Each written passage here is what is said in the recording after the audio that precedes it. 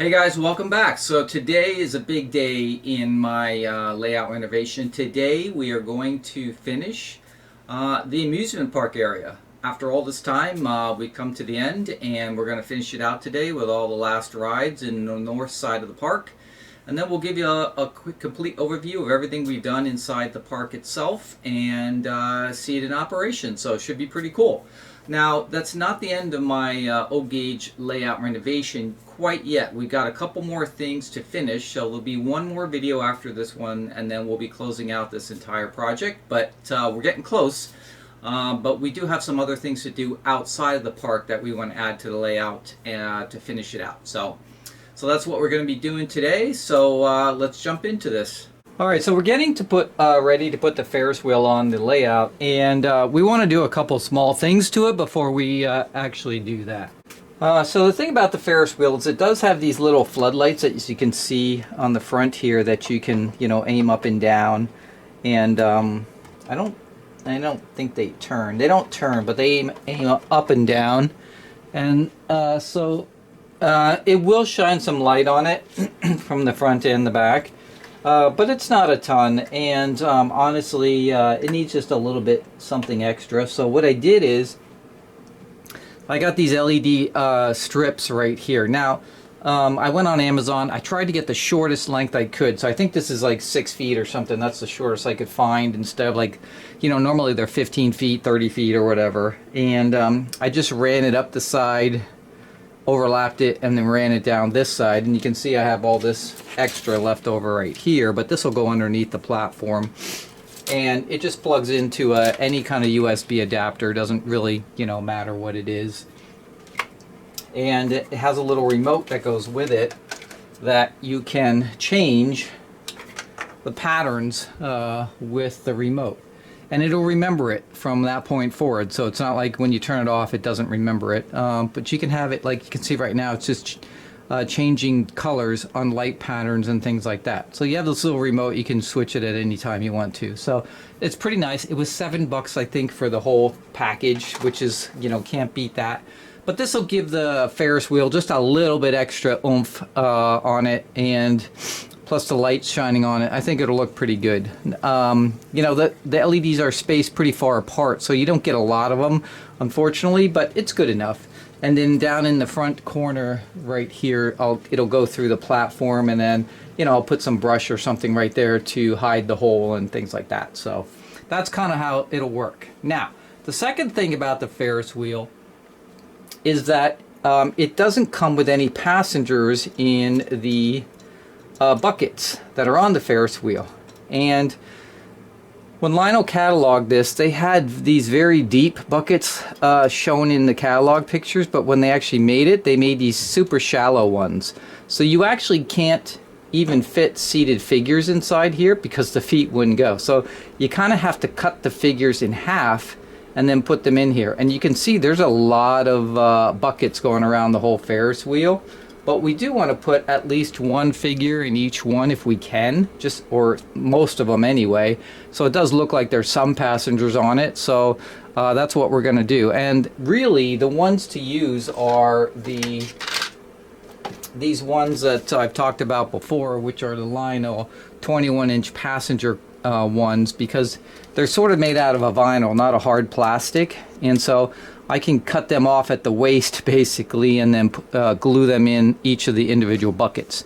So this isn't exactly easy to do, so we're gonna have to spend a little time getting passengers in here, and then I think then we'd be ready to have this mounted on the layout, because it's coming up soon. It's going to be the last piece that sort of goes on in that section of the amusement park. So but I want to have it ready to go once we're ready to put it on the platform. So that's what I'm doing next. All right, so you can see here, I'm just taking the little vinyl figures, right, and I'm just cutting them off pretty much at their waist. It's right, I take it right at the hands on the knees, right, and that's where I'm cutting them off.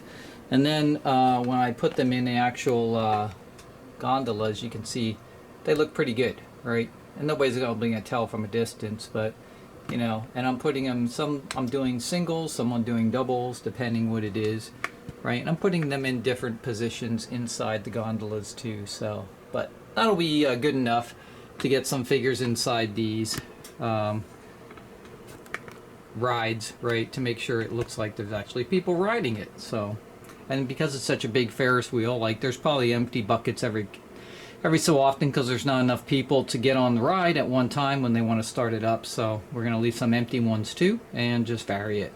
Right, so the next ride we're going to do, just a small little modification too, is the crazy car ride. So on this particular ride, the cars contain figures, but the problem with it is this is a Limax ride, and if you look at the actual figures here, and I just sort of zoom in on them, you can see the difference in scale between the Limax figure and a regular O-gauge figure. So now these are ones that go inside of passenger cars. You know, another O-gauge figure sort of in between those two right here, you know, as far as size, but their O-gauges are pretty close, right? So these are just too big, right, for this to fit into the O-scale world. Now, the ride itself is okay as far as its size, and even the cars are okay because, you know, bumper cars can be huge, but the figures are just too big. So I'm going to pull these out and just put in the regular size figures instead, and that's what we're going to do. Alright, so we've got the Haunted Mansion kind of finished right here, so we put a little, our skeleton came in right there, so you can see we put him on the top there. If we get some more skeletons, we'll put some more around there, but that's good enough for now. And then in the front here, we have the Grim Reaper. There's a guy taking a picture there of his kid with the Grim Reaper. And some people coming in, going up to the front entrance. So we got a line of people coming in there. You can see what I've done here to wall off the park on this side from the track is I used the that same wood fence we used sort of on the, if we go over here to the main entrance, it's kind of after our wood fence that we had along the main part of the park, right? We went down to this sort of wooded fence that went over to the main entrance. You can see it sort of on the back there. But anyway, the we're using the same kind of fence because I had some left over and I had enough to do it on this side, and that's what wraps it around. So nobody can get past that fence, right, to get onto the tracks past the Haunted Mansion there. And then the fence sort of wraps around the balloon ride right here.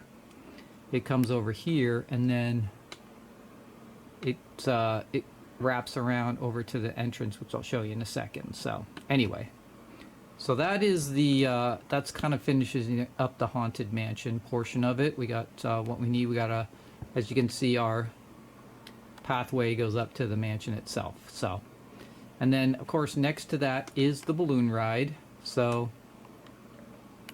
we did a little of sort of made like two landing pads. So of course you have the landing pad that's on the actual balloon ride, and then you have the one next to it. So let's take a closer look. We created this pad right next to it, and we have a little entrance, as you can see in the back here, that comes into it. It's all fenced off, and then that's the landing pad for the balloon ride. You can see we have some people waiting to get on the ride, and there's an attendant there, right, with a yellow line. Do not cross this line until we're ready to board the balloon. And then we put a bunch of benches around the balloon ride for people watching, waving, things like that. Okay, got a little kid here on a skateboard going by. So, and then we got some people walking up and down the pathway in the back of the balloon ride. Again, some street lamps to light up this area, and then at the top here we have a street lamp that lights up the top deck area. Same thing here, we got an attendant, and then we've got some people waiting to come onto the ride. Some people walking up, getting ready there. Okay, so in the front here, all I did was, this is just ground cover right between the track and the fence there. Nothing spectacular there. And then come over here, and then we've got the entrance to the tickets. So coming out of the hotel, if you cross through the park and over, then you'll come in front of the rocket ship ride here, which is all fenced off, and you have to come through here to get to the ticket booth to get into the north side of the park. And then of course you'll come into the north side. Immediately to the right, if you want to get on the rocket ship ride, you can. You can see people in line there. They come underneath. You see the door right there that you get in to get up to the platform to the rocket ship ride. And then of course I did put figures in the rides too, so that doesn't come with that ride. And you have to really cut them down to almost like shoulder length and glue them in there, because they have to clear the ride when the rockets come back in. So, and yeah, inside there, I don't know if you can see in the back here. We'll get a back view, but I hedged it off the platform. Now I did have to cut this down. So the base of the rocket ship ride is a big round base, and I had to cut it down to make it fit in this area. It's the only thing I could do to make it so I could squeeze it in. And you got to be careful, because this particular ride, when you turn it on, it really swings out far for the first second or two before it settles in. So you can catch all kinds of lights and all kinds of stuff if you're not careful. So I had to make sure that street lamps like this one here, this little lamp right here, was far enough away from it and things like that. I actually couldn't put a lamp in the front against the road here because it would snag it. So, and then I just finished out the grass area here with some bushes and hedges going across as the pathway coming up into the park. All right, and so yes, we got the rocket ship ride in here, we got the balloon ride, and of course we have the haunted mansion. So now we want to try to squeeze in 2 more in this tiny little space back here, but let's take a look at it from the opposite side. So from this side, you can see on the back of the rocket ship ride, I just have it sort of hedged off, and then I've got 2 hedges that sort of are the entrance to the park as you're coming in. On the back of the balloon ride, I just have some vegetation to fill in that spot, and then back here you can see we've got the back of the balloon ride that you were seeing before. We've got all the benches and things like that, and then we put some hedges over here to sort of separate out the haunted mansion portion of it. And then you saw all that stuff from the front. So that's all there. The sidewalk is not finished yet, right? That the way it jarts out like that, because we have to, you can see the outline there for crazy cars. So if that fits in the way I think it's going to, we'll have to make a pathway up to that. And then in the back here, we just wrap the fence around. Again, it comes all the way around the rocket ship ride so nobody can get into the park, and it ends up on the hill here and closes off right there. So we'll get a little more vegetation to seal off the end of the fence there, but that's kind of where it ends. And then back here we just filled it in with some brush and stuff, and then of course then we're over at the hotel in the parking lot and stuff like that. So we just have this little bitty area left right here to try to squeeze in the Ferris wheel and the crazy cars, and hopefully we're going to be able to do it. But I got to be careful because the rocket ship ride, like I said, swings out really far when it first starts up, so I got to make sure it doesn't hit the Ferris wheel. So Ferris wheel is definitely going on for sure. Whether the crazy cars fits or not is the question, and we're going to find out. And then we'll have to put pathways up to those, some figures and stuff, and then yeah, we'll be closing out the north side of the park here, and you know, moving out to the outer part here where we got to fix all this stuff we've been walking on and damaged for so long. So that's kind of where we are right now. All right, so here's the finished north side of the park. So if you look back here, we did manage to squeeze in the crazy cars. Now these have the O gauge figures, so remember I put the smaller O gauge figures inside of them, so that looks much better. And then I put a lot of ground cover around the outside of it to cover all the kind of the fake color and stuff like that.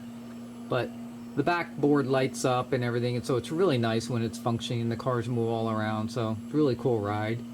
You can see in front here I've just got a little got some benches here with some people watching the balloons, and then of course that's the entrance to the haunted mansion I was showing you before.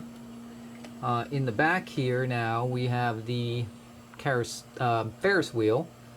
So there's the entrance back here to the Ferris wheel, and a line of people going back there, and of course then the Ferris wheel itself.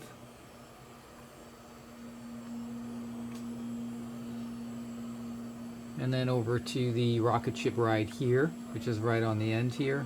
and then of course the main entrance, which is right here.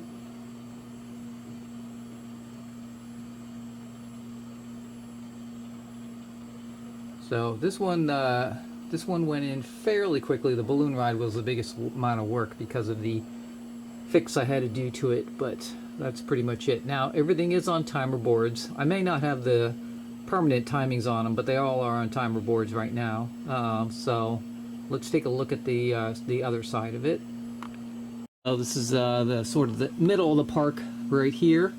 You can see the walkway coming down. So, and then I've got the entrance up here to the crazy cars.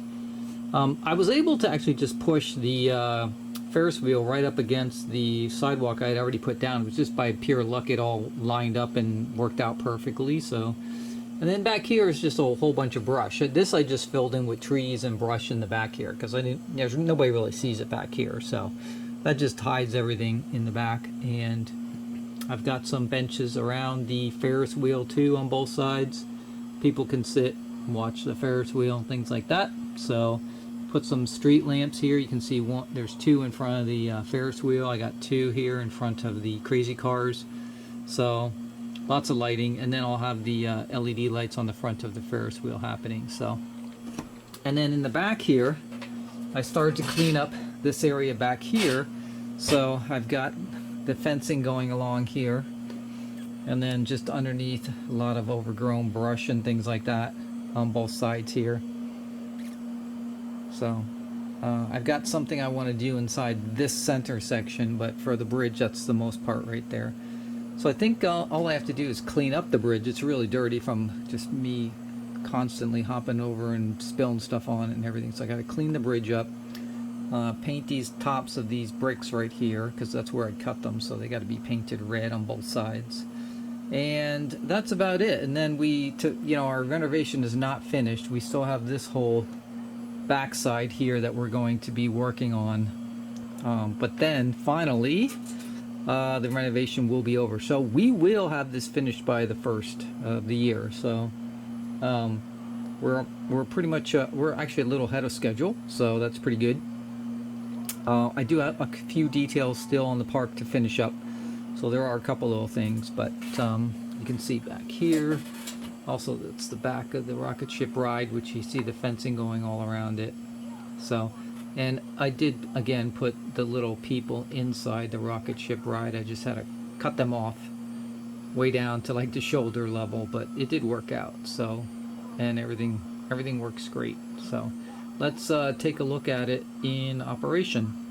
So I was doing some testing of the rides, sort of a final run and stuff like that, and of course something always has to go wrong. So the rocket ship ride over here, what happened is one of the rockets actually flew off the wires that it was attached to, and then of course what that does is it creates this big imbalance on the ride, and the other two rockets then swing way out, like almost horizontal, and just start tearing through everything, right? It's really bad when it happens. And so so we're going to take a look at why this occurred and then fix it here real quick. All right, so these rocket ships basically are just the rockets, and they have a wire going up, that goes up and around, and these just like sort of hang on two, slots at the top of the piece at the top that spins around, right? And that's how it works, and they just sort of like kind of fly out basically on gravity. So the problem is it's the way these wires are attached to the actual ship. So you can see right here, one is out right here for this one that flew off, and if you look at it kind of closely, the tips basically just have a couple of just serrated edges on it, and they just sort of fit into the little holes on the top of the ship.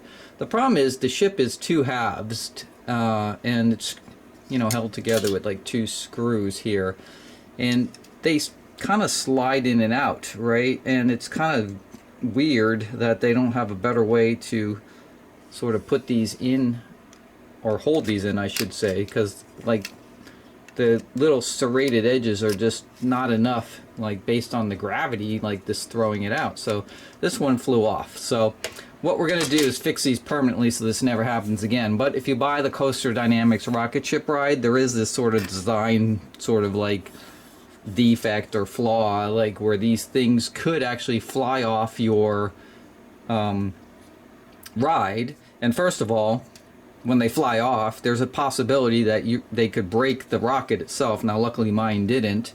And the other thing is, like I said, it creates this imbalance where the other two will then just starts flying out. And like if you think it's normally like this, right? It goes way up, almost horizontal, and then these wires are flying around your layout, and anything in the way, it just rips through them. So you're gonna want to probably, if you buy this ride, you probably want to take these apart and fix them ahead of time. That way you never have to run into this issue. So that was unexpected, but I'm gonna show you how to like line these up correctly and then fix these permanently. Alright, so the first thing we're going to do is we're going to put the wire in it, back in the ride, and then we're going to take it over to the ride and we're going to hang it on the support. And then what we want to have happen is when it's on the support, first of all, it's in between those, I don't remember, we'll see it when we get over there, but it's in between like those two sections that it goes back into when it comes down and stops. So we want it to be even between those two sections. So we're gonna, make sure it's on the wire at that point. And then we also want to make sure it's horizontal, and it's not like on the one side of the wire farther than the other. So we're gonna get it over there. And then the odd thing is this sort of twists back and forth right here. So you want to make sure that the wire is completely horizontal with the actual rocket ship itself too. So what we're gonna do is we're gonna take this over to the ride, hang it up on the ride, and then we're going to take some blue painter's tape and we're going to put it right where the wire enters the two sides of the rides. That way when we bring it over to the bench, we know exactly where the wire needs to be as far as its depth in the ride when we're going to actually fix it. So let me get this marked and we'll come back.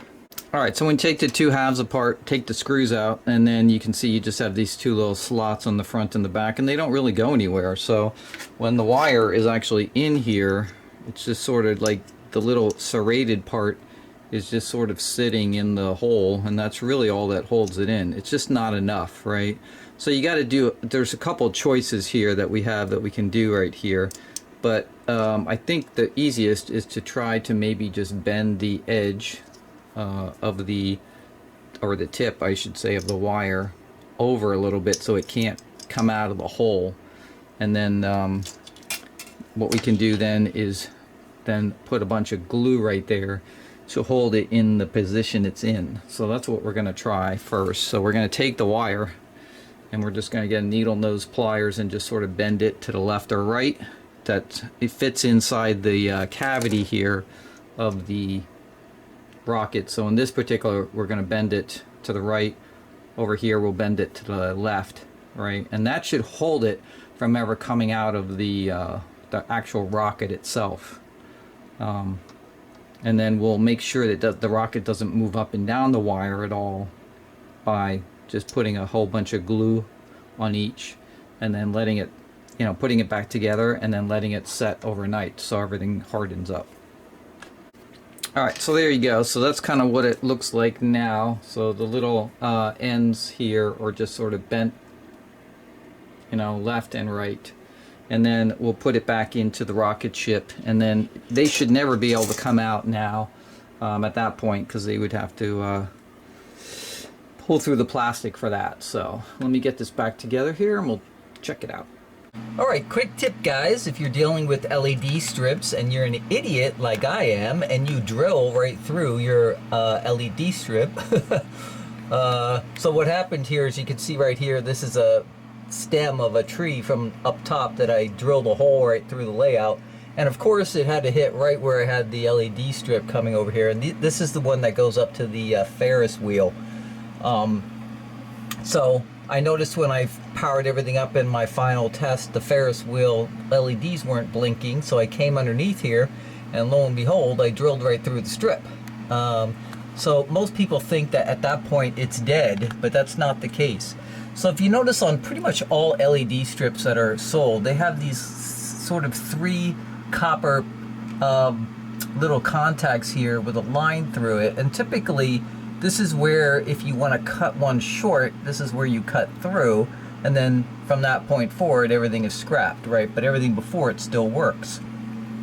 So what happened here is where I drilled this through, there were these contacts right here. So all I did is I soldered 3 different wires on the contacts, and then I went to the other half and I got the next section where it had the 3 contacts, and I just soldered them on there also. And basically I'm joining it together with those 3 wires is what I'm doing, and bypassing the broken part of the strip. So all LED strips are kind of the same way. So if you look at it, you see the contacts everywhere as you're going down. And so you can repair, or if for whatever reason you cut one and you make a mistake and you're like, oh, I cut it too short, you can actually repair LED strips by just joining it. Now, it's not easy. You need a very fine tip soldering iron because you can't get solder between each of those 3 contacts, right? They can't cross over to each other. So what I usually do is I'll take a piece of blue painter's tape and I'll tape over 2 of them while I'm soldering one of them, and then make sure it's covered so no solder can actually get on the other one. And that's pretty much it. So just a quick tip on LED strips: you can repair them if you screw up like I did.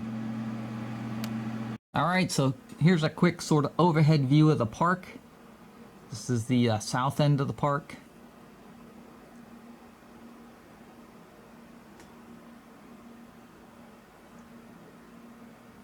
And of course, the south end and the north end are split by that rail line that goes right through it. And then we come over to the north end of the park, which is a lot smaller, but still we've got rides over here on the park too.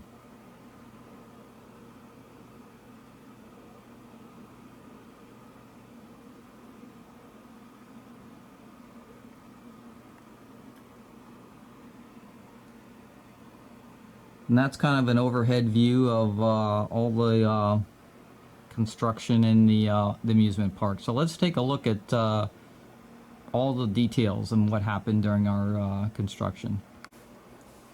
Alright, first we're going to start with the Cyclone. So on the Cyclone, basically what I did is I raised it about, I don't know, 4 or 5 inches off the platform, so it'd be a little higher, and I created sort of a hill area in the back there.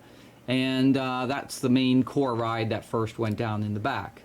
And then to the left of the Cyclone, I created the little area for the rocket ship kiddie ride. And then to the left of that is the main loading platform for the monorail.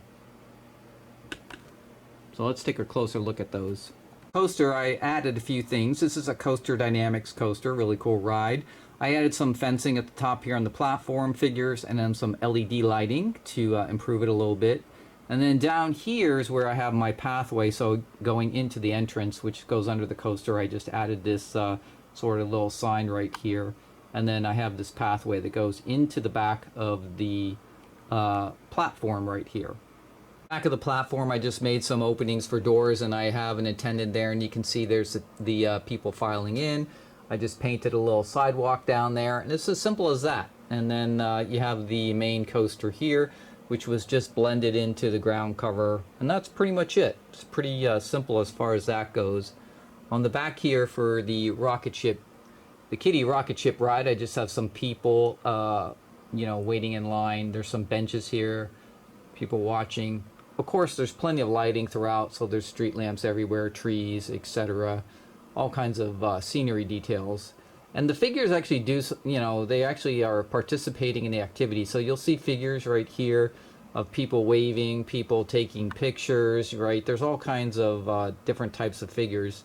So if you take a really close look at all the detail on the layout, there's a lot to actually see. Right of the where the ride is for the little kiddie rocket ship, I created this little pond area, right? Just a little swampy pond area. And then, of course, you have the main platform here for the monorail, which on this I just added some fencing at the top, and then people, benches, and then lighting on the top here. And then at the end here, I just have a 3D printed bumper that I'm using to prevent the monorail from going off the edge. That's not a piece Disney sells, but you can 3D print it, and then you don't have to worry about it flying off the edge if you don't stop it in time.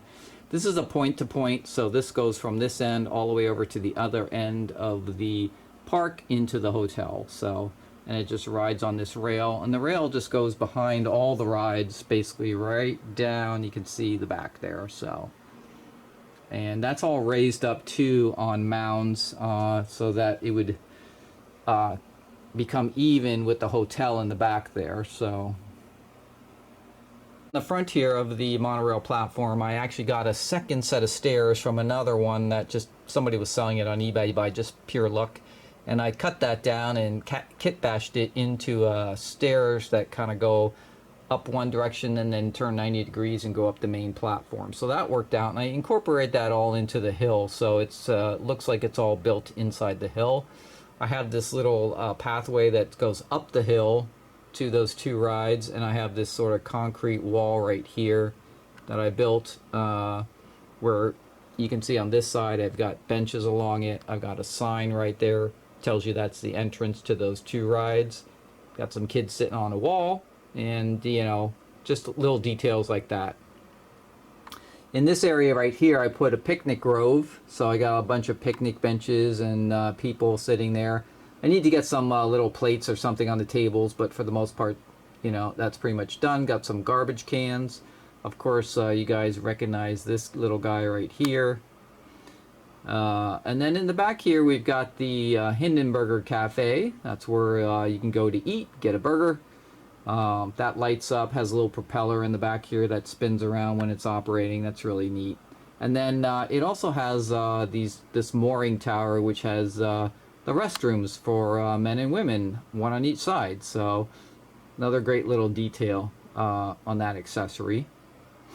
And then of course there's pathways that run all through the park, and lots of figures everywhere doing all kinds of different motions and things like that. So people waiting in line to get in the rides. This is of course the Tilt-A-Whirl right here in the front. And then in the back of that we have the Scrambler. This is a really awesome ride Lionel made years ago. Little details on these two, like if you look on the side here, you can see there's a little, I put some just enter on this side and exit on the opposite side. Just little things like that, you know, when you're making your park. Over here we've got a cotton candy stand, and I put some LED lighting in there and a figure inside of it to make it a little more realistic. I got a bunch of figures in front that actually have cotton candy in their hand. I managed to find, so that kind of works out. And then to the right of that is the, of course, the classic carousel. This one looks really great when it's running and it's all lit up. And again, lots of sort of trees, vegetation, and little, you know, scenery items around each of these rides. Move on to the very cool pirate ship ride. So this one already had figures. I didn't have to do much to it. Incorporated it into the hill, and then just put a bunch of lighting in front. And again, more pathways going around these different rides. And then in the back here is the Power Drop ride. Now this one I did change a little bit. I took all the stickers off the base.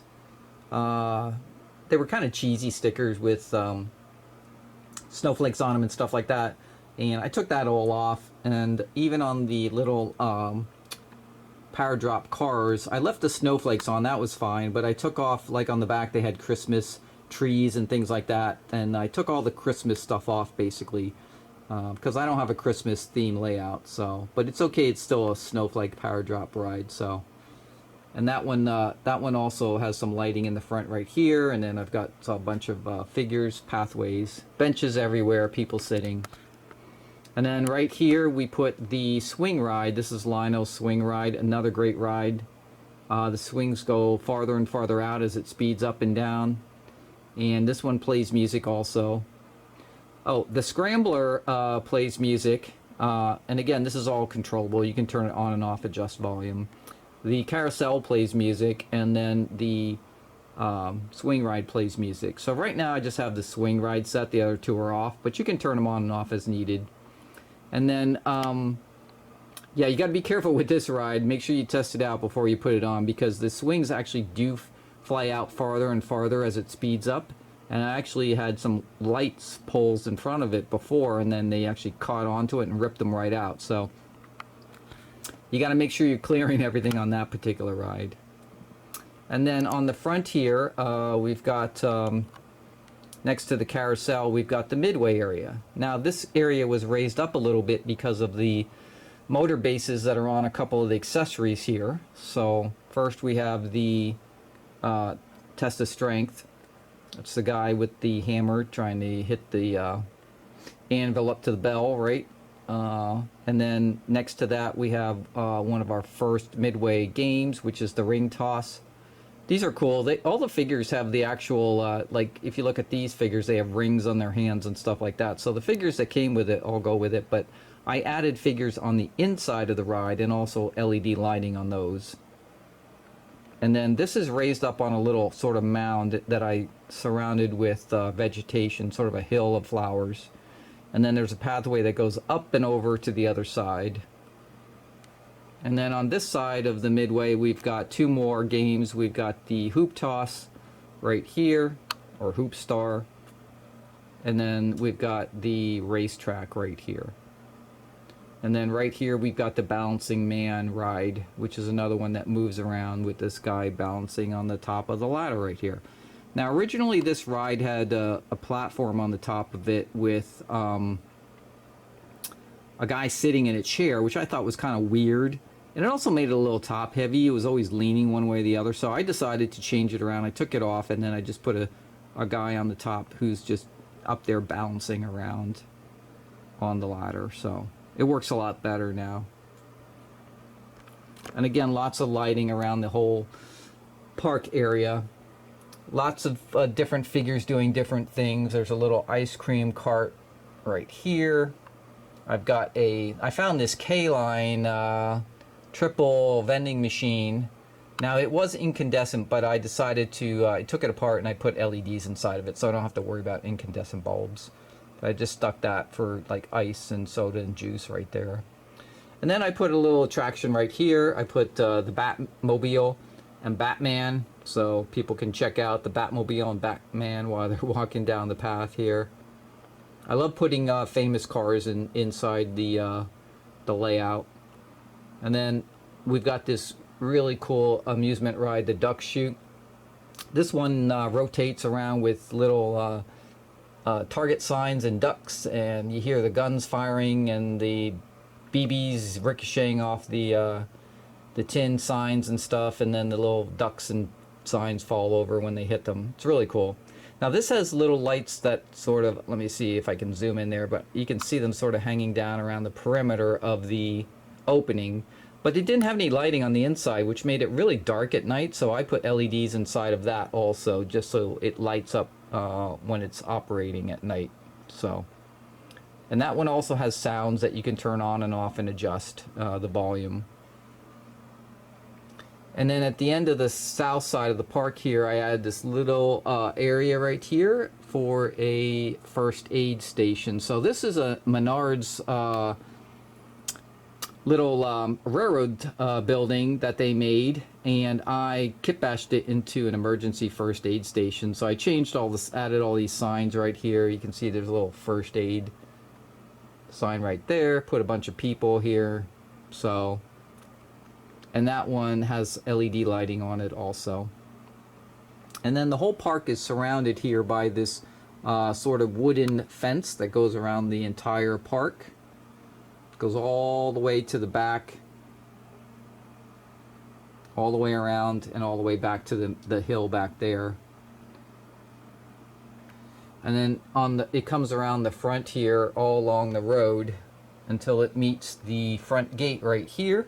So I added these two front gates, you know, which they obviously can open and close when the park closes. And then it changed over to a wooden fence, which goes over to the main entrance. So for the main entrance at the end of the parking lot here, I just these were all scrap materials I had. So I created these 2 brick piers. I made this sign right here. I put these little flashing LEDs around the perimeter of it, and I just printed out a sign and put it up. Now, it's low because I want it low because I don't want it to block all the work I did behind it right here. So if I had it really high, it'd be just blocking so much. So that's why I made it so low. But it works out, because if you look at the people scale-wise going underneath it, there's plenty of room. It's not like they're ducking to get into the park, right? And I got these ticket booths from Coaster Dynamics also. These are really cool, little wooden ticket booths. But what I did is I put LED lighting inside of them and a figure, so they light up at night and you can see a figure inside of them. So I had these K-line bollocks I put here, so I just added those. And what I did is I put little pins to make it look like they were riveted or bolted into the ground. So those are just, normal sewing pins, right? I just cut them off and then pushed them through the foam. And then the parking lot here is, I've got a bunch of the cars in the parking lot on both sides. Now, I like to use famous cars, right, on my layout. Now, this is not a famous car. That's just a Mini Cooper and a little camper right there. That's bus parking right here, so I've got a Greyhound bus right there. But some of the cars are kind of famous and cool. So here is this one right here. It's Steve McQueen's Jaguar. That's supposed to be him right there, standing next to it. Of course, that's the famous family truckster. Here we've got Brian's Mitsubishi Lancer from the Fast and the Furious. And then I think that's it on that side. On this side right here, we've got the car from the movie Christine, Stephen King movie. And then, if you can see it right here, this is the A-Team van. Okay. And then this is Eleanor from Gone in 60 Seconds. We've got the Pontiac Aztec from Breaking Bad. And the Mirthmobile from Austin Powers right there. And actually on some of the other parts of my renovation, on the front here, you can see I've got the Lincoln from The Matrix. And this actually is this is Johnny's Honda S2000 from Fast and Furious also. So I love putting famous cars all over the place if I can. This road coming in that I restriped and everything as it comes in and out of the park right here. Got some cars on here. There's a Greyhound bus right here. You can see leaving the park. And then I've got a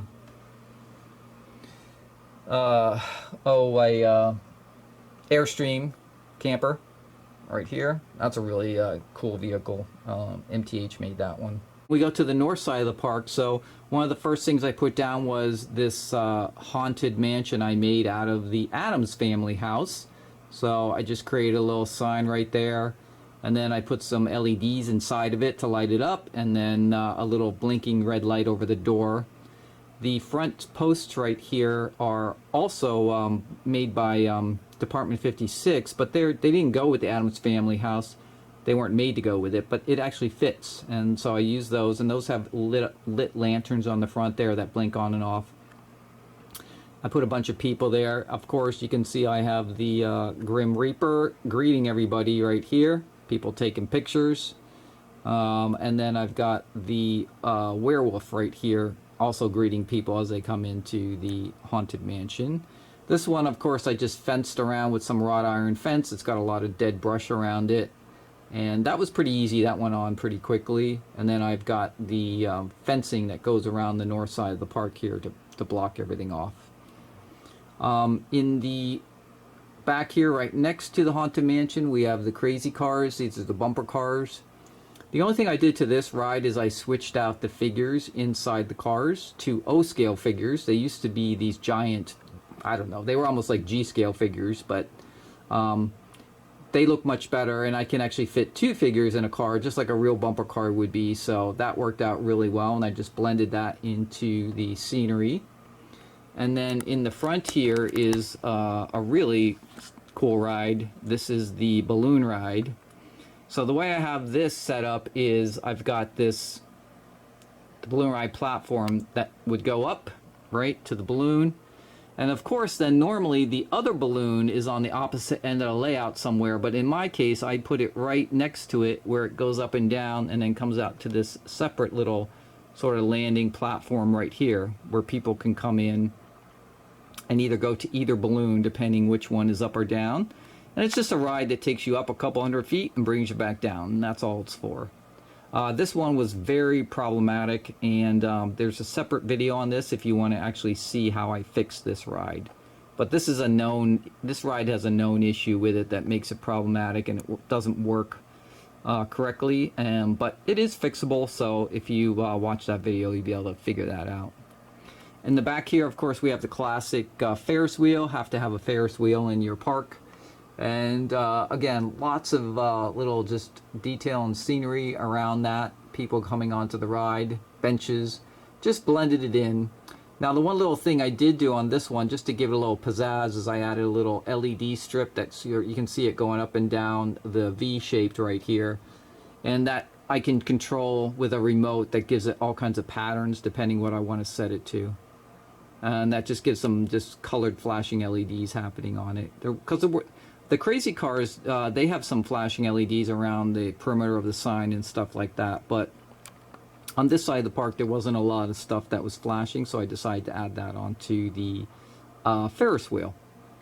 And then over here, as we come to the end of the north side right here, we've got the rocket ship ride. Okay, this is another Coaster Dynamics ride. Now this one, I had to do a couple of things on it to make it work correctly.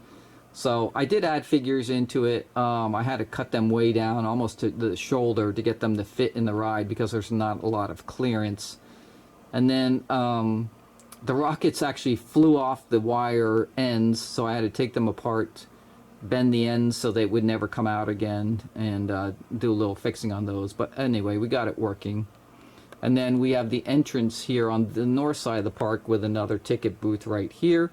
And then this fence just wraps around the whole back of the park right there. So, and then the sidewalk comes around here and goes across to another sidewalk that's in this little sort of courtyard, which then turns and goes into the main entrance of the actual hotel.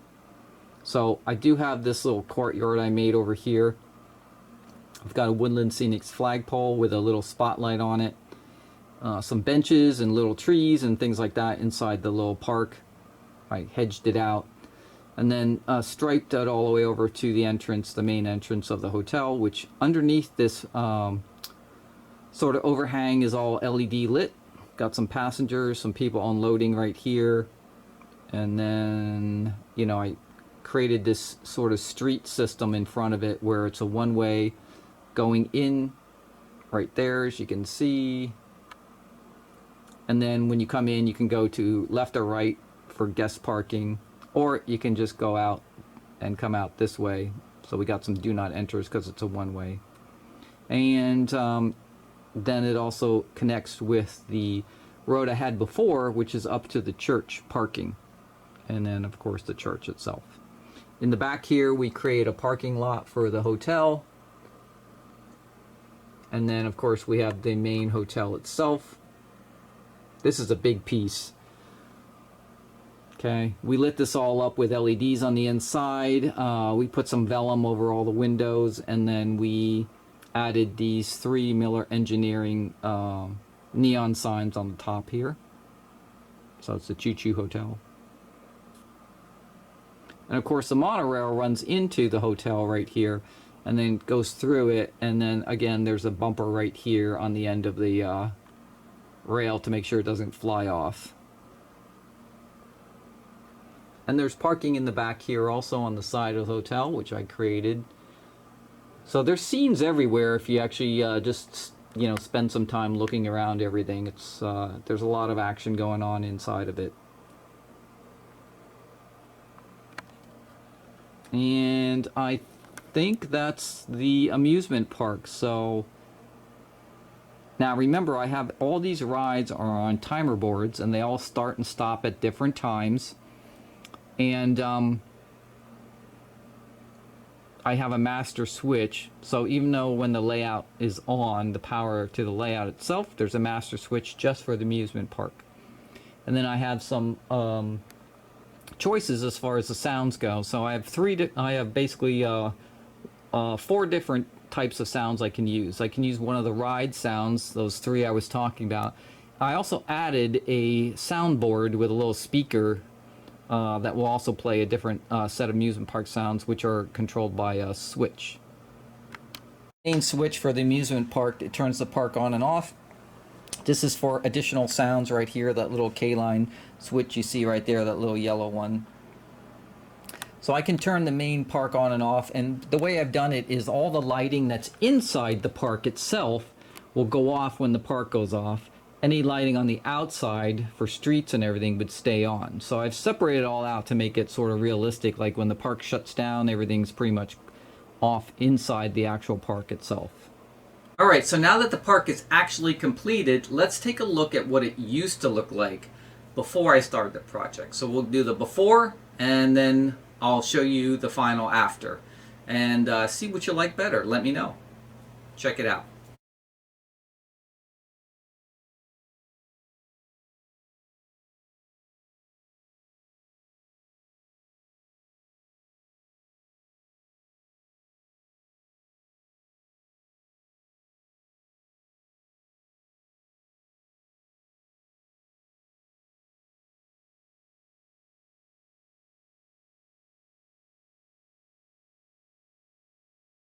Let's start her up and see what happens.